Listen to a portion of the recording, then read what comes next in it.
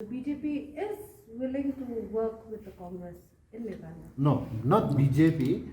Congress is willing to work with the BJP. And If the Congress BJP is willing- welcome that decision of the Congress. Because Congress knows that BJP is a part of the government.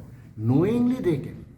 It is not that we are inviting them or we are calling them. They knowingly they came means they understood that they can work with us. So that means the BJP welcome the 5 MLAs of the Congress. We have our agenda is this one, that Congress Mukt Meghalaya. But if you say that you are welcoming Congress to work together with BJP Meghalaya, not Congress move in Meghalaya, because you are working together. No, you are wrong. That is, you have wrongly understood. See, political arrangement, it's called political arrangement. Congress, no doubt, one of the national party.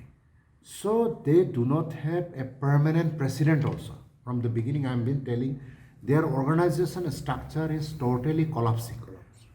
That is why they have to survive. So they have to go to either BJP or NPP or anywhere they have to go.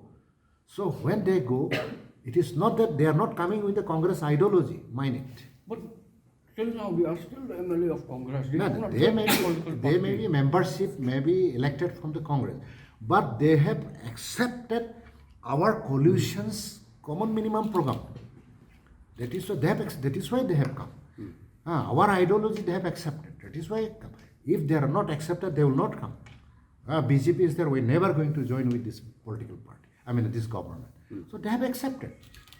So no confusion at all.